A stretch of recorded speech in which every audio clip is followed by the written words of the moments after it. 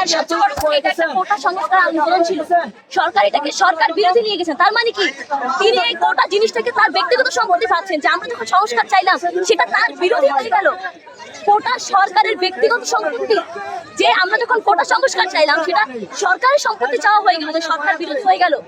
একটা অধিকারকে, একটা অধিকার, একটা আমাদের একটা অধিকার, আমাদের একটা চাওয়াকে তারা একটা রাজনৈতিক বিষয় বানিয়ে ফেলেছে। এটা এটার এটা দায়ভার কার? তার মানে কি সরকার আমাদের লোক যারা মেডিকেলে যায় শান্তি পাচ্ছি না আমরা। তারা বলছে আপনাদের এই হাতে গোনা কয়েকজনকে উড়িয়ে দিবে তুলার মতো।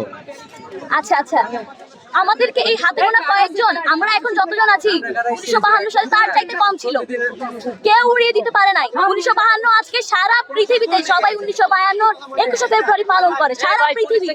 আমাদেরকে উড়িয়ে দিবে? আমার একটা ভাইয়ের বুকে গুলি চালিয়ে আমরা এতজন এখানে, আরেকটা ভাইয়ের বুকে গুলি চালাক দ্বিগুণ হবে। বললাম তো, আসছে ফাগুনে আমরা দ্বিগুণ হব। এত ভয় পেয়ে লাভ নাই। কয়জনকে ঢোকাবে, কয়জনকে মারবে, মারুক।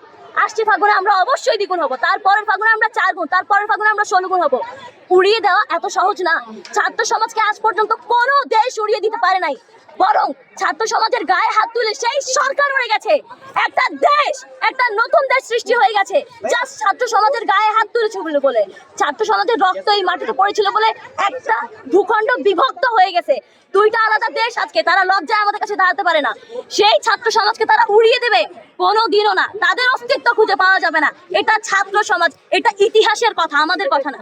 ছাত্র সমাজের গায়ে হাত তুলে কোনো সরকার আজ পর্যন্ত, কোনো স্বৈরাচার আজ পর্যন্ত টেকেনি, টিকবে না কোনোদিনও।